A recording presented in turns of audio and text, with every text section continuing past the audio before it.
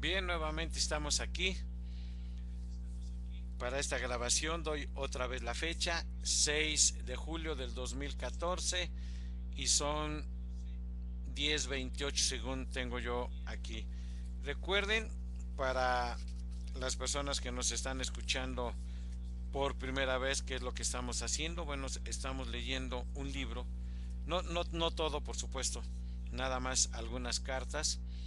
De hecho, así se llama el libro, Cartas de los Maestros a CINET, nada más para que tengamos nosotros una idea de cómo hay un plan de los maestros, cómo hay toda una instrucción, un legado de conocimiento para todos nosotros que, bueno, pues nosotros no tenemos todavía la oportunidad de reconocer. Nos cuesta muchísimo trabajo todavía el poder reconocer la existencia de los maestros, qué son los maestros. Reconocemos nosotros la existencia de los maestros, como dicen ellos, como pericos. Sí, el maestro fulano, tal, tal, tal, pero nos cuesta muchísimo trabajo el obedecerlos, la parte de aplicar toda su doctrina, qué es lo que nosotros tenemos que estar haciendo. Nosotros estamos familiarizados con ellos, sencillamente nada más para poderle decir a otra persona, mi maestro es esto, mi maestro es tal y tal. En la misma Biblia el maestro Jesús agarra y dice, me llaman maestro y no hacen lo que yo les digo. Es lo mismo de estas cartas cuando se escribieron, por decir, varía las fechas. La que tengo aquí es del 20 de febrero de 1881. Entonces, con eso nos damos una pequeña idea de cómo era nuestra forma de pensar. Nosotros tenemos que estar cambiando y cambiando. Nosotros hemos dejado todo a los maestros y nosotros no queremos hacer la parte que nos corresponda. Nosotros casi, podríamos decir, casi estamos igual que ese muchacho. El lunes pasado le pregunté que cómo se sentía y me dijo él que bien, y que cuando él estaba muy enojado él había aprendido y que tenía un método para eso. Y le pregunté yo cuál era su método y me dijo que cuando él estaba enojado todo se lo dejaba a Dios. Y entonces le pregunté yo que si eso le funcionaba, me dijo que sí. Le dije que bueno, sígalo haciendo, pero por favor también utilice su sentido común. El que se enoje es usted, haga la parte que le corresponda, pero usted. Y así estamos nosotros enfrascados.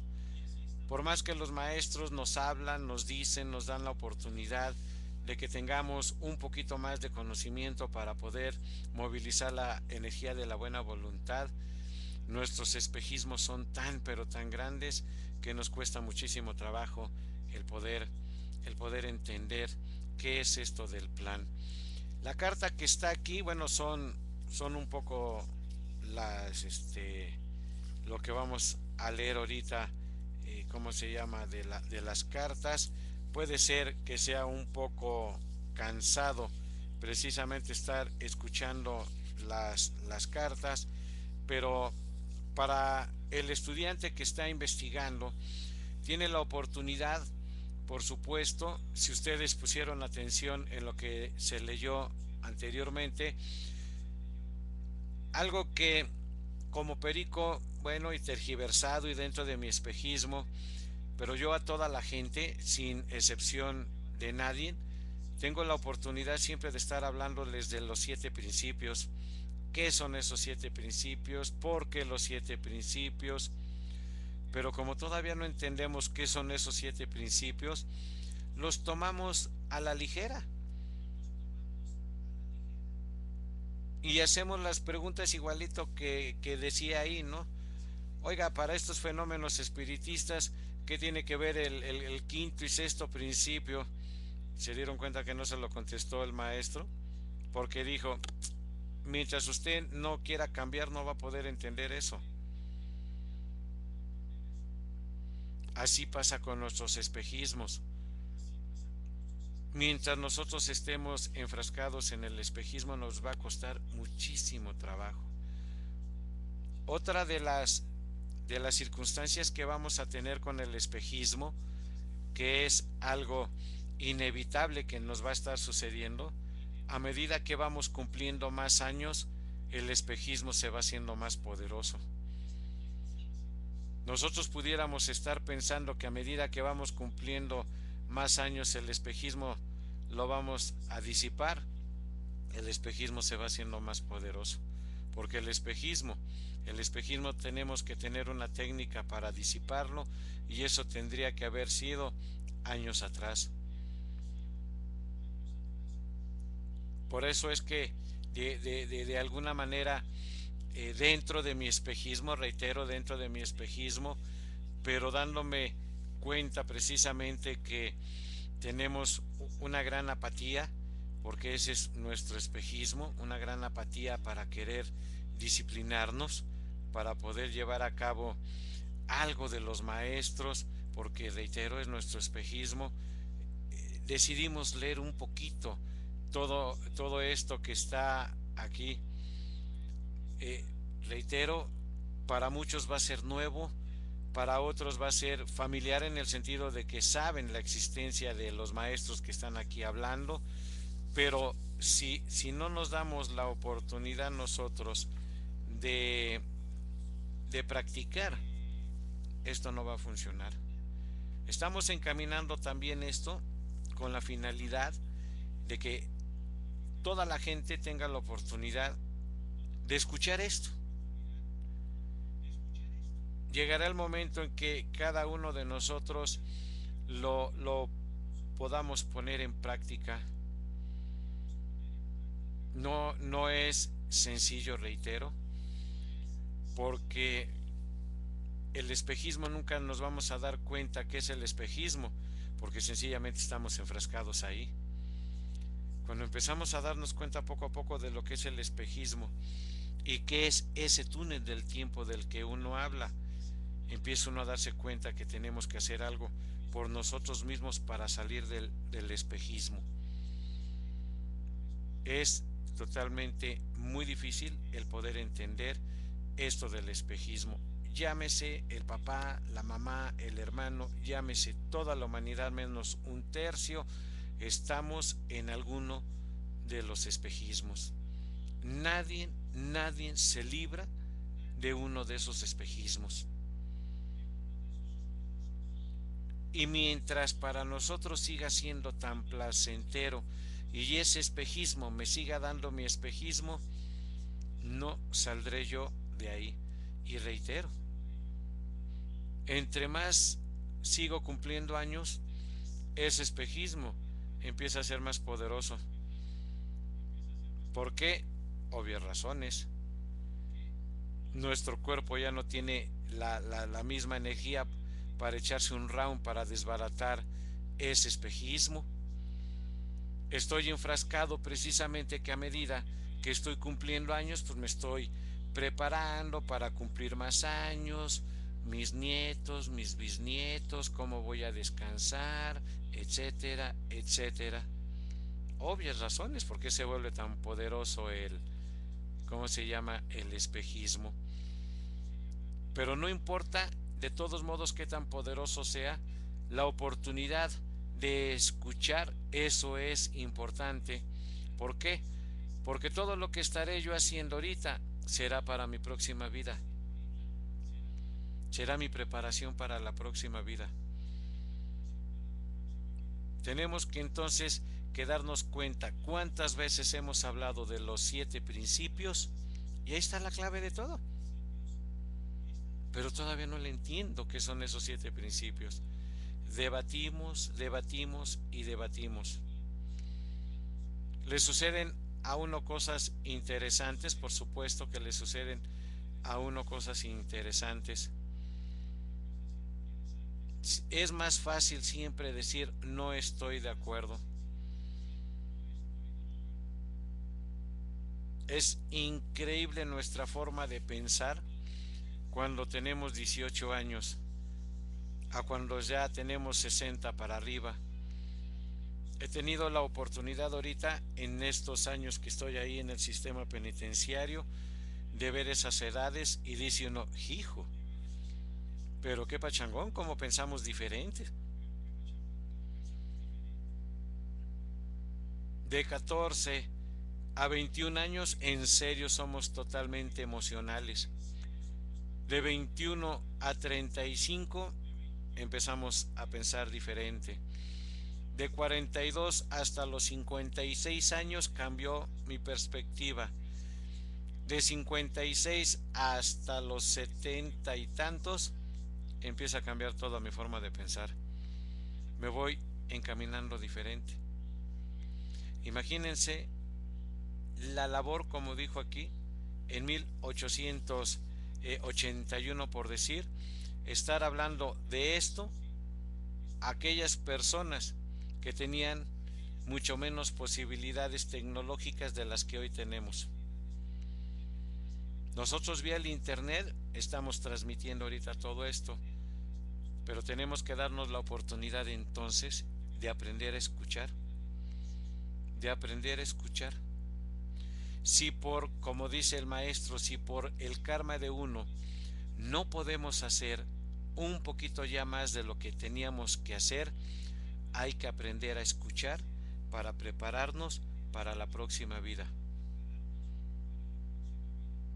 Vamos a leer algo aquí que fue, me cambio mis lentes por favor, porque, y dice, carta número 15 de Damodar K. Mavalankar al señor Cine antes de febrero 20. Y dice la Sociedad Teosófica, con referencia al reglamento y organización de la sociedad, me permito hacer las siguientes sugerencias. Los puntos a que me he referido me parecen muy importantes, pues he tenido conversaciones con muchos nativos y tengo mis motivos para creer que conozco el carácter indo mejor que lo que puede conocerlo un extranjero. Parece prevalecer la impresión general que la sociedad es una secta religiosa. Yo creo que esta impresión debe ser su origen a la creencia común de que toda la sociedad está dedicada al ocultismo. Tanto como puedo juzgar, ese no es el caso. De ser así, el mejor proceder sería convertir a toda la sociedad en secreta y cerrar las puertas a todos, a excepción de los pocos que hubieran demostrado su determinación de entregar toda su vida al estudio del ocultismo. De no ser así, y si está basada sobre el vasto principio humanitario de la fraternidad universal, déjese que el ocultismo, que es una de esas varias fases, sea un estudio por completo secreto. Desde tiempo inmemorial, este conocimiento sagrado ha sido guardado del vulgo con gran cuidado. Y si bien algunos de nosotros hemos tenido la gran suerte de entrar en contacto con algunos de los custodios de este invaluable tesoro, sería correcto por nuestra parte obtener ventajas de la bondad de ellos al vulgarizar los secretos que ellos estiman como más sagrados aún que sus vidas.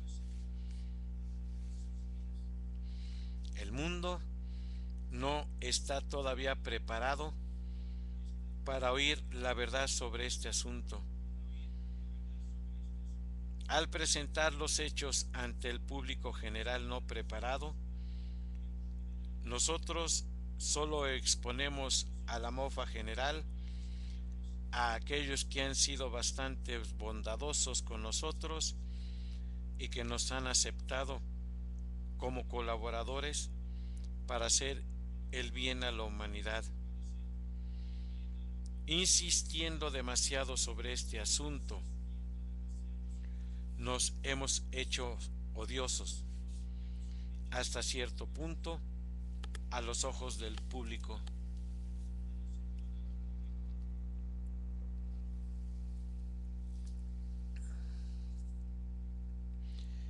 Llegamos hasta tal extremo que sin darnos cuenta conducimos al público a creer que nuestra sociedad se encuentra bajo la sola dirección de los adeptos, mientras el hecho es que todo el manejo ejecutivo está en las manos de los fundadores y nuestros maestros solo nos aconsejan en raras ocasiones, en casos excepcionales de la más grande emergencia. El público ha notado que algunos hechos han sido mal interpretados, ya que de tiempo en tiempo han aparecido errores en el manejo de la sociedad que bien pudieron haberse evitado con el solo uso del ordinario sentido común. De ahí que llegaran a la conclusión de que uno, o los adeptos no existen en absoluto, o dos, si existen, no tienen conexión con nuestra sociedad y por lo tanto nosotros somos unos deshonestos impostores, o tres, si tienen alguna conexión con nuestra sociedad, tal conexión debe ser únicamente con aquellos de un grado muy inferior, puesto que se cometieron tales errores bajo su dirección.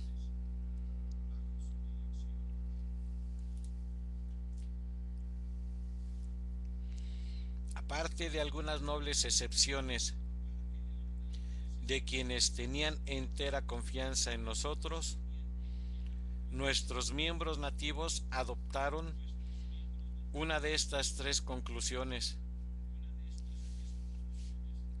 Por lo tanto, es necesario, según mi opinión, que se adopten pronto medidas que eliminen esas sospechas. Para eso yo veo solo una alternativa. Una, o toda la sociedad se debería dedicar al ocultismo, en cuyo caso debe ser tan secreta como las logias masónicas o rosacruces. O dos, nadie debe saber nada sobre ocultismo, excepto aquellos pocos que puedan haber demostrado con su conducta su determinación de dedicarse a ese estudio, habiendo nuestros hermanos considerado inaconsejable la primera alternativa que prohibieron en absoluto. Solo queda la segunda. Otra importante cuestión es la de la admisión de los miembros. Hasta ahora cualquier persona que mostraba deseo de entrar y encontraba dos personas que lo recomendaran, le era permitido formar parte de la sociedad, sin que nosotros averiguáramos mucho qué motivos le guiaban. Esto condujo a dos resultados malos. La gente creía o fingía creer que nosotros aceptábamos miembros simplemente por la cuota de admisión que nos permitía subsistir, y muchos entraron por mera curiosidad, pues pensaban que pagaban una cuota inicial de 10 rupias. Podrían presenciar fenómenos, y cuando se desilusionaron sobre esto, se volvieron contra nosotros y comenzaron a difamar nuestra causa, por la que hemos estado trabajando y a la cual hemos entregado nuestras vidas. La mejor manera de remediar este mal es excluir tal clase de personas. Empero, surge la cuestión de cómo hacerlo, puesto que nuestras reglas son tan liberales que admiten a cualquiera.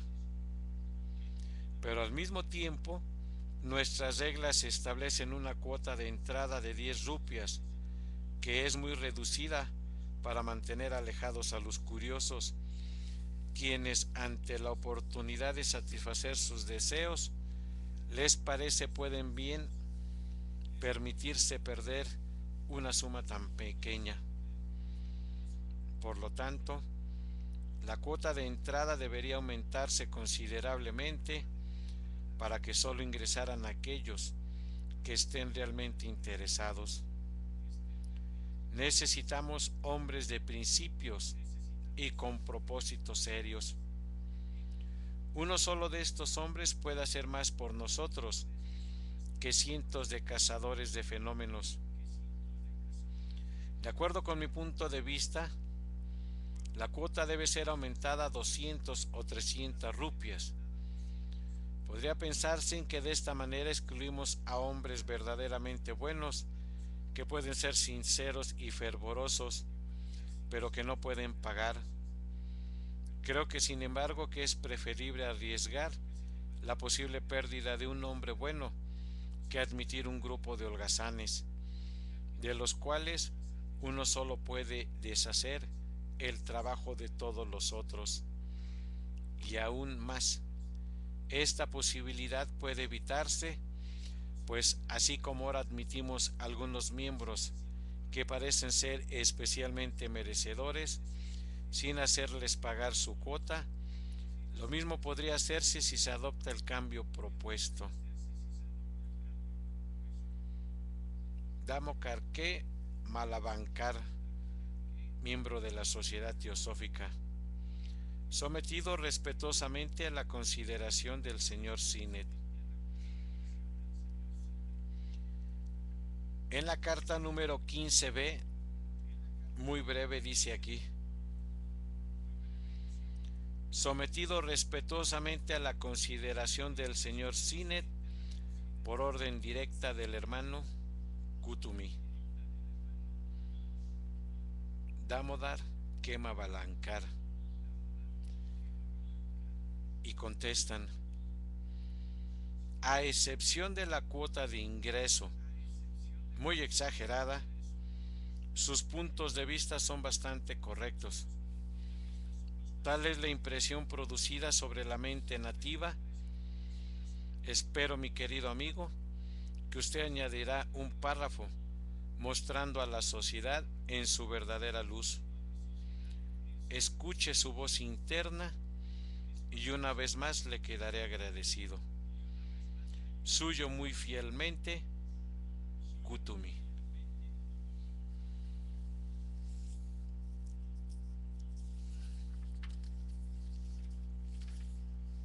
La carta número 16 es bastante larga, pero vale la pena leerla. Dice aquí, carta número 16, en números romanos es la 8, recibida por intermedio de Madame B, aproximadamente el 20 de febrero de 1881. Mi querido amigo, está usted ciertamente en el recto sendero, el sendero de los hechos y las acciones, no de las meras palabras. Que viva usted largos años y persevere. Espero que esto no lo tome usted como un incentivo para hacerse buenito. Una acertada expresión que me hizo reír, pero usted en verdad se apareció como una especie de calca avatar disipando las sombras del Kali Yuga, la noche negra de la moribunda sociedad teosófica, y quitando de su camino la falta morgana de sus reglamentos. Tendré que hacer aparecer en caracteres invisibles pero indelebles la palabra Fecit después de su nombre en la lista del Consejo General, pues ella algún día podría ser una puerta secreta para llegar al corazón del más severo de los Jovilgans. Aunque muy ocupado como siempre, ay de mí, debo imaginarme para enviarle una epístola de despedida, algo larga, antes de que emprenda usted un viaje que podría tener resultados muy importantes. Y no solo para nuestra causa. Usted comprende, ¿no es así?, que no es culpa mía si no puede presentármele como yo quisiera, ni tampoco es suya, sino más bien del ambiente de toda su vida y de una delicada misión especial que se me encomendó desde que lo conocí a usted.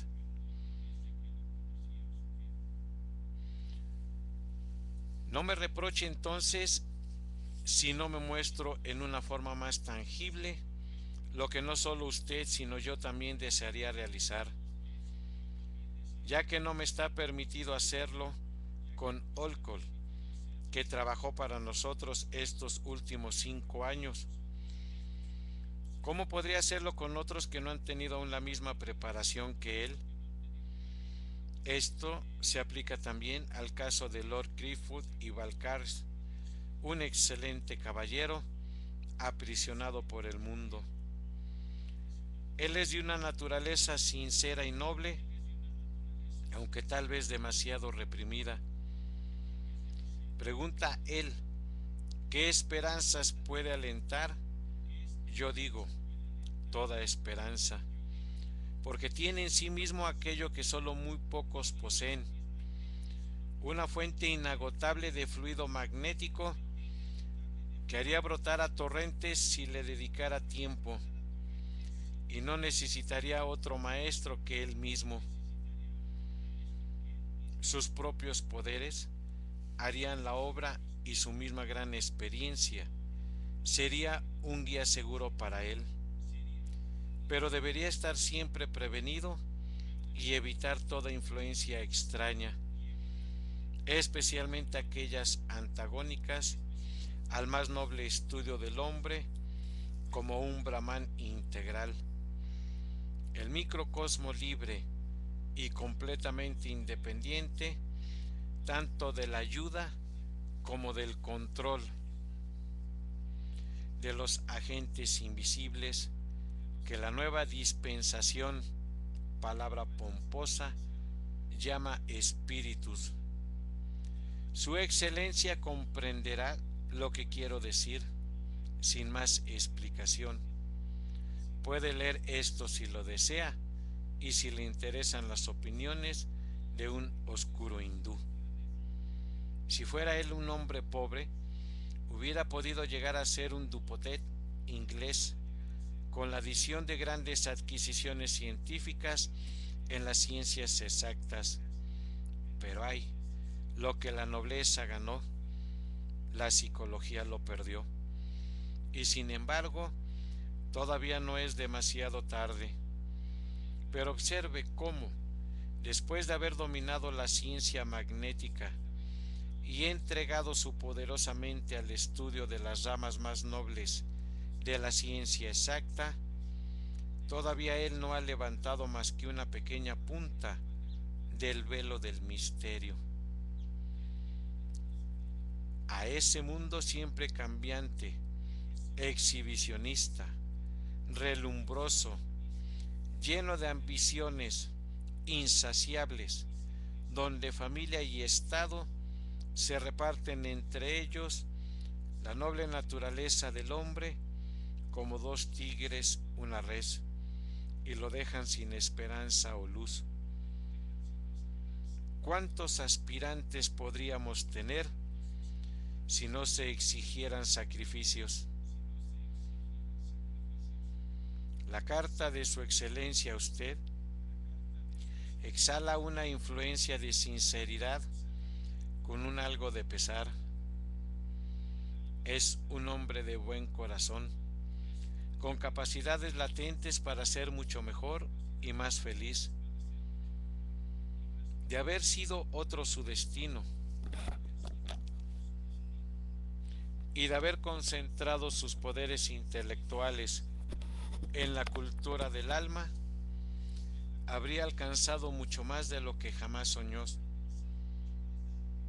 De tal material fueron formados adeptos en los días de la gloria aria.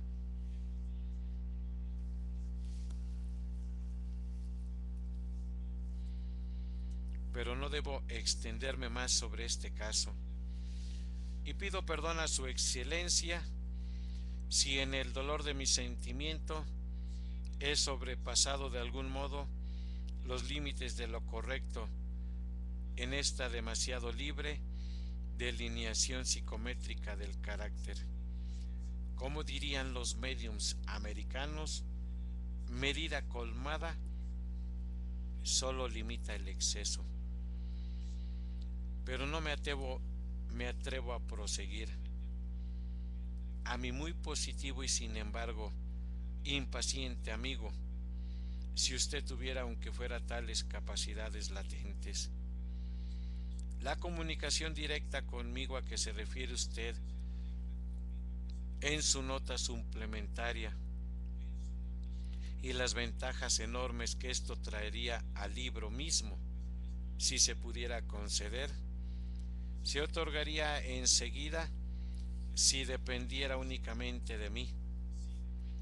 Aunque raras veces es aconsejable repetirse, empero estoy tan deseoso de hacerle comprender la impracticabilidad actual de semejante arreglo, aunque fuera autorizado por nuestros superiores, que procederé a dar un vistazo retrospectivo a los principios ya expuestos.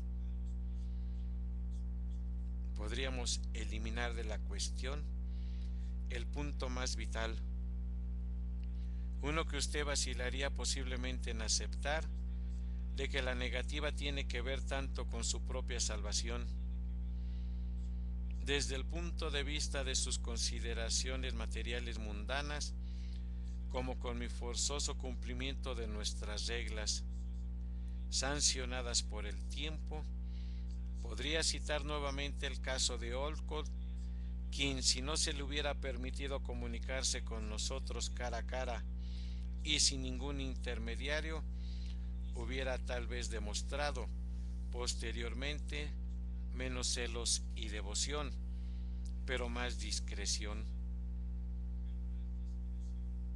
Tal ha sido el resultado para él hasta ahora. Pero la comparación le parecerá a usted sin duda forzada. Olcott dirá: usted es un entusiasta, un místico obstinado que no razona, que se lanza hacia adelante con los ojos vendados y que no se permite a sí mismo mirar más allá con sus propios ojos, mientras que usted es un sobrio hombre de mundo, realista y positivo,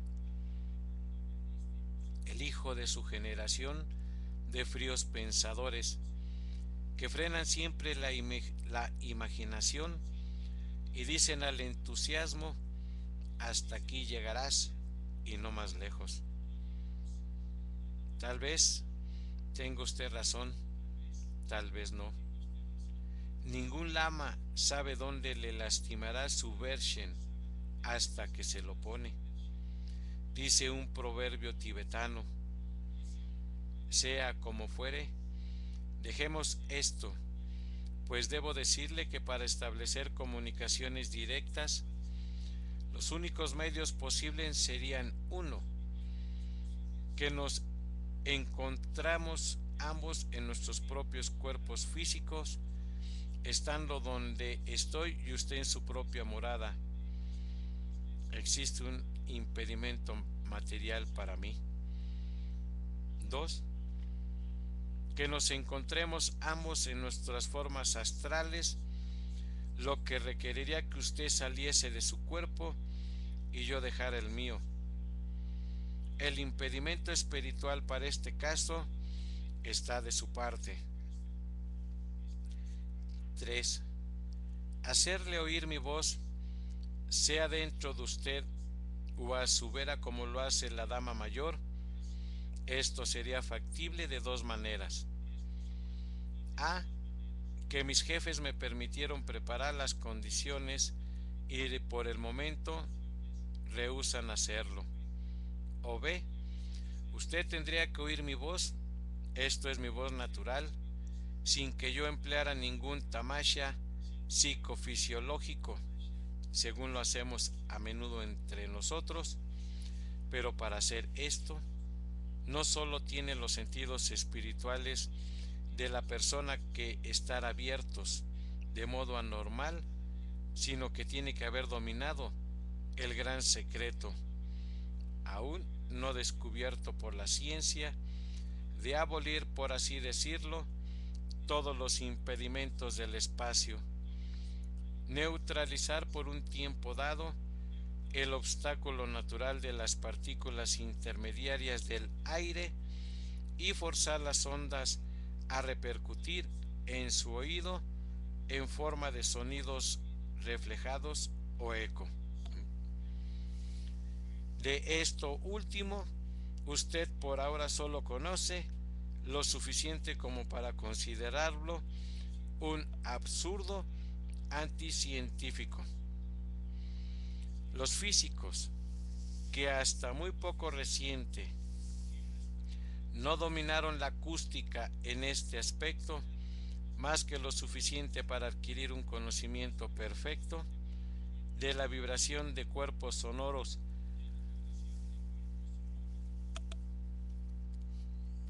y de repercusiones a través de tubos, pueden preguntar despectivamente: ¿dónde están sus cuerpos continua e indefinidamente sonoros para conducir a través del espacio las vibraciones de la voz?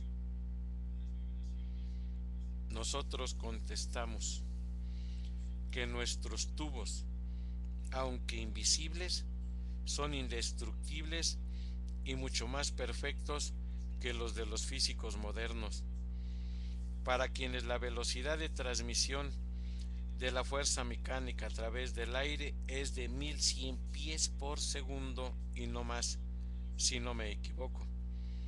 Pero entonces, ¿acaso no puede haber personas que hayan encontrado medios más perfectos y rápidos de transmisión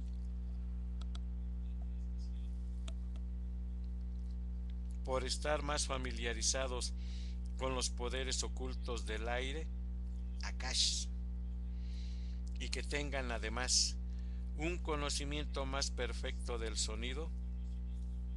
Pero esto lo discutiremos después. Hay todavía un inconveniente más serio, un obstáculo casi insuperable por el momento y uno con el cual yo mismo sigo luchando mientras no hago más que comunicarme con usted. Una cosa simple que cualquier mortal podría hacer. Es mi completa incapacidad para hacerle comprender el significado de mis explicaciones sobre los fenómenos, aún los físicos, y ni menciono la exposición razonada de los espirituales. No es la primera vez que me refiero a esto. Es como si un niño me pidiera que le enseñase los más difíciles problemas de Euclides antes de haber empezado a estudiar las reglas elementales de la aritmética. Solo el progreso que uno hace en el estudio del conocimiento arcano, desde sus elementos rudimentarios, le lleva gradualmente a comprender lo que queremos significar. Solo así, y no de otra manera, ese conocimiento que fortalece y refina los misteriosos lazos de simpatía entre seres inteligentes, fragmentos temporariamente aislados del alma universal y del alma cósmica misma, los pone en completa armonía.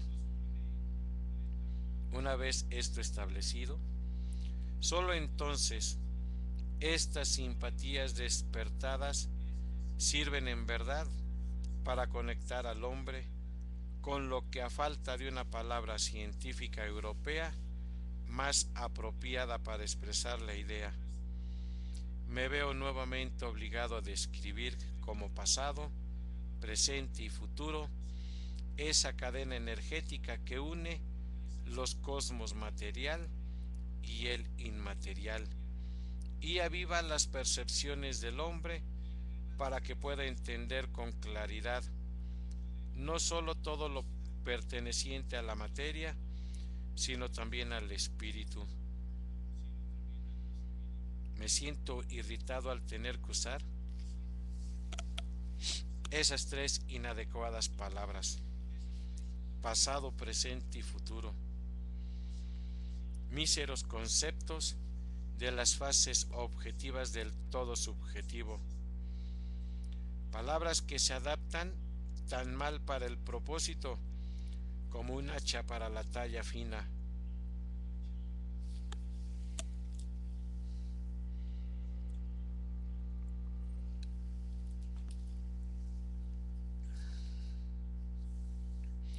Oh, mi pobre desilusionado amigo, ojalá estuviera usted tan adelantado en el sendero para que esta simple transmisión de ideas no fuera obstaculizada por las condiciones de la materia y la unión de su mente con la nuestra no fuera impedida por las inducidas incapacidades de ella. Tal es desgraciadamente la heredada y adquirida tosquedad de la mente occidental, que hasta las mismas frases que expresan el pensamiento moderno han sido desarrolladas hasta tal punto en la línea del materialismo práctico, que en la actualidad es casi imposible, tanto para ustedes comprendernos como para nosotros explicarles, en el idioma de ustedes, algo de esa maquinaria delicada y aparentemente ideal del cosmos ocultos. Con estudio y meditación, los europeos pueden adquirir esta facultad hasta cierto grado, pero nada más. Y este es el obstáculo que ha impedido hasta ahora que el convencimiento de las verdades teosóficas ganara más terreno en las naciones occidentales. Y ha sido la causa de que los filósofos occidentales abandonaran los estudios teosóficos, considerándolos inútiles y fanáticos. ¿Cómo podré enseñarle a leer y a escribir, o cuando menos a comprender, un lenguaje para el cual no se ha inventado todavía para usted un alfabeto evidente o palabras audibles? ¿Cómo podrían ser explicados los fenómenos de nuestra moderna ciencia eléctrica a un filósofo griego de los días de Ptolomeo, si fuera llamado repentinamente a la vida con semejante espacio sin puentes que existe entre los descubrimientos de su época y la nuestra? ¿No serían para él los términos técnicos una jerga ininteligible, un abracadabra de sonidos sin sentidos y los mismos aparatos e instrumentos empleados tan solo monstruosidades malignas? Y si suponemos por un instante que yo me pusiera a describir a usted matices de aquellos rayos de color que están más allá del llamado espectro visible, rayos invisibles para todos, excepto para muy pocos, aún entre nosotros, y a explicarle cómo podemos fijar en el espacio cualquiera de los llamados colores subjetivos o accidentales, el complemento, hablando matemáticamente, de cualquier otro color dado de un cuerpo dicromático, lo que por sí solo ya suena absurdo. ¿Cree usted que podría comprender su efecto óptico o tan siquiera lo que quiero decir?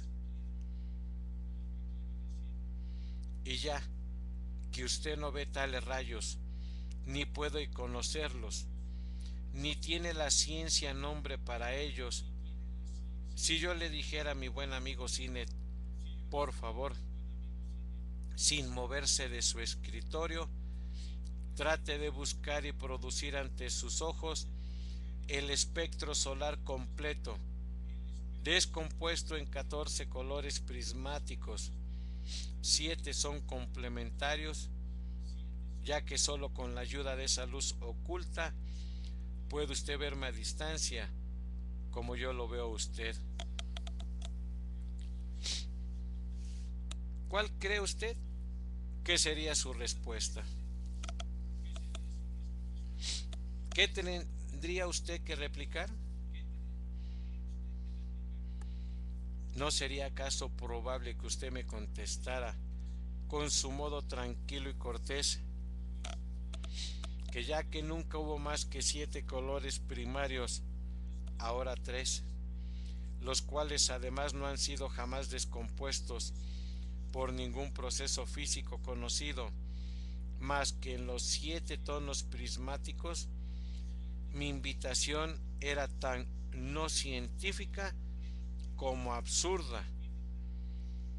Si agregamos que mi petición de que buscara un complemento solar imaginario no sería un cumplido a sus conocimientos en ciencia física, yo haría mejor tal vez en ir al Tíbet y buscar mis míticos pares dicromáticos y solares, ya que la ciencia moderna ha sido incapaz hasta ahora de encontrar una teoría para tan simple fenómeno como el de los colores de todos esos cuerpos dicromáticos. Y sin embargo, verdad es que esos colores son bastante objetivos.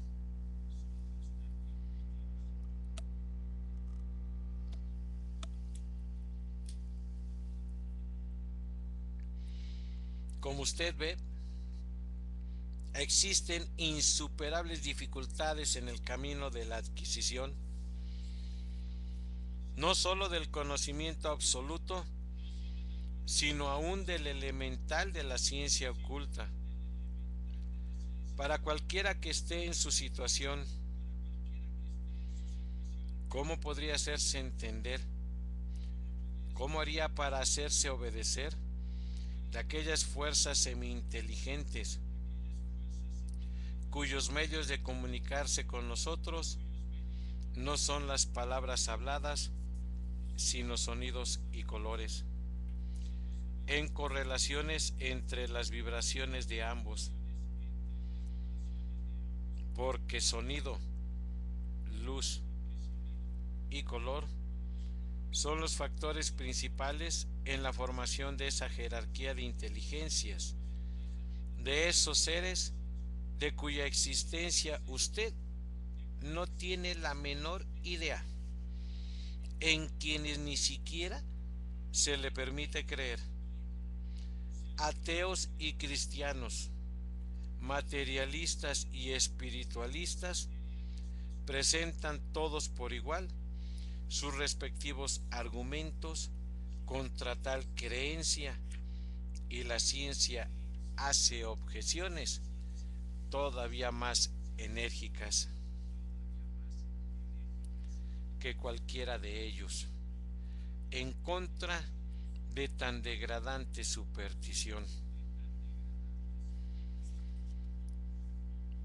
Por eso, porque no pueden ellos llegar a los pináculos de la eternidad de un solo salto por encima de las vallas delimitantes, porque no podemos nosotros tomar un salvaje del centro de África y hacerle entender en el acto el principio de Newton o la sociología de Herbert Spencer, o hacer escribir una nueva Ilíada en griego arcaico a un niño iletrado, ni hacer pintar escenas de Saturno o bosquejos de los habitantes de Arturo a un pintor común. A causa de todo esto se niega nuestra misma existencia. Si por esta razón a los que creen en nosotros se les llama impostores y tontos, y a esta misma ciencia que conduce a la meta más alta del conocimiento más elevado, al verdadero disfrute del árbol de la vida y de la sabiduría, se la rechaza como un vuelo disparatado de la imaginación. Le pido muy seriamente que no considere lo antes escrito como un mero desahogo de mis sentimientos personales. Mi tiempo es precioso y no puedo desperdiciarlo. Menos aún debe usted ver en ello un esfuerzo para disgustarlo o disuadirlo de la noble tarea que acaba de iniciar. Nada de eso, porque lo que digo ahora tiene este sentido y no más.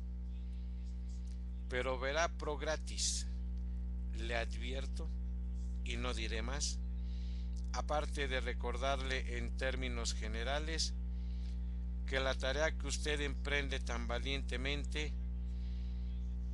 esa missio partis infidelium, es la más ingrata tal vez de todas las tareas.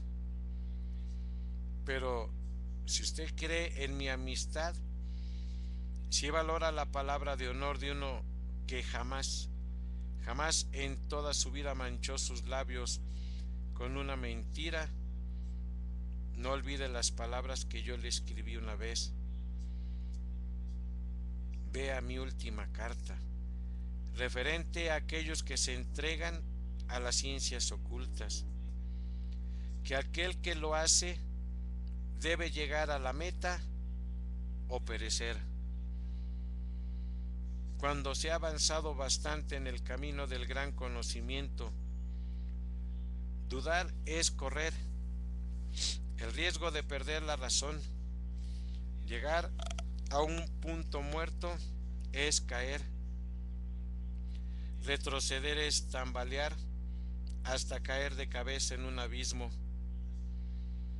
No tema si usted es sincero, y ahora lo es.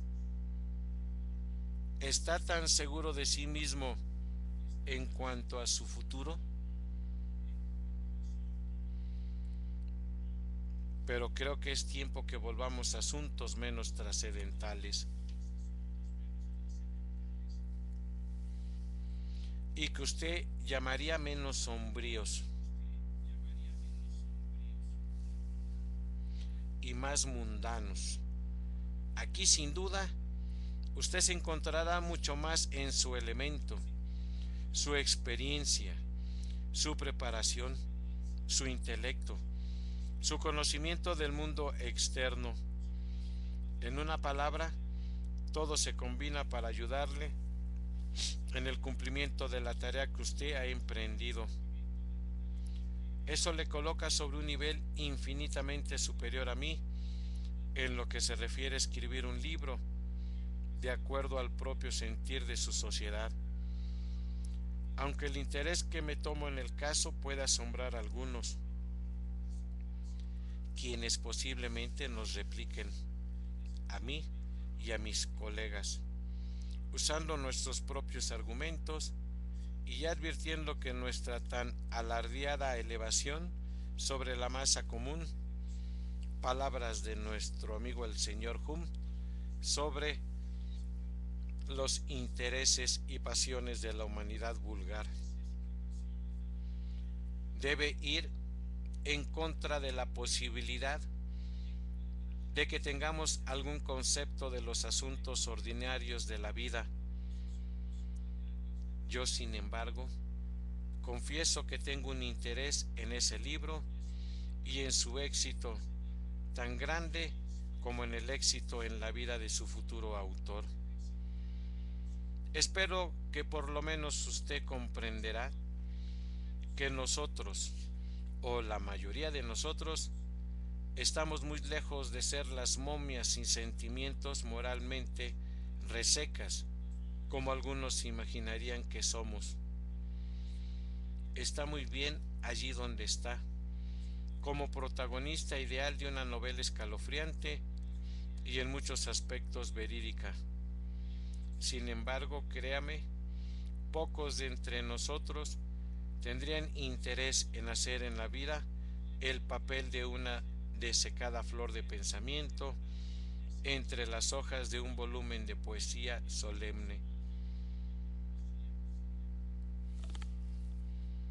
Podemos no ser completamente los muchachos, según la irreverente expresión de Olcott al referirse a nosotros. Sin embargo, ninguno de nuestro grado se asemeja al austero héroe de la novela de Bulwer.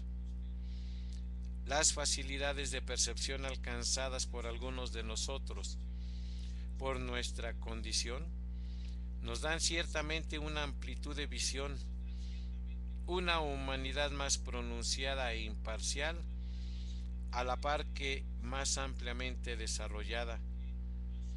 Pues contestando a Edison, nosotros podríamos justamente sostener que es la tarea de la magia humanizar nuestras naturalezas con compasión para toda la humanidad y todos los seres vivientes, en vez de concentrar y limitar nuestros afectos a una raza predilecta. Sin embargo, pocos de nosotros, con excepción de aquellos que han alcanzado la negación final de Mosca, pueden desligarse tanto de la influencia de nuestros vínculos terrenos como para no ser susceptibles de sentir en varios grados los más altos placeres, emociones e intereses del común de las gentes, hasta la que emancipación final reabsorba al ego. Este tiene que ser consciente de las simpatías más puras despertadas por los efectos estéticos del arte más elevado. Su más tierna sensibilidad tiene que responder al llamado de los más sagrados y nobles vínculos humanos. Por supuesto, cuanto más grande sea el progreso hacia la liberación, menos lugar habrá para eso.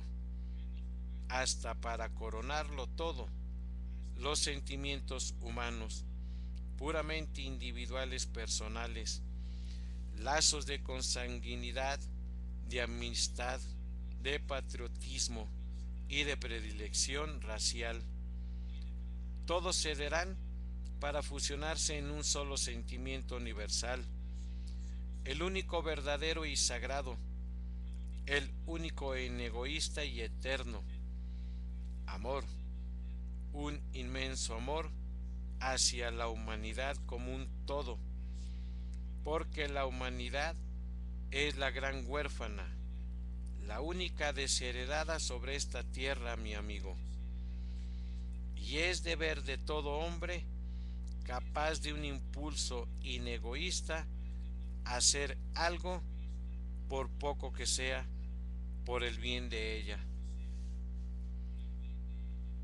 Pobre, pobre humanidad. Me recuerda la antigua fábula de la guerra entre el cuerpo y sus miembros. Aquí también cada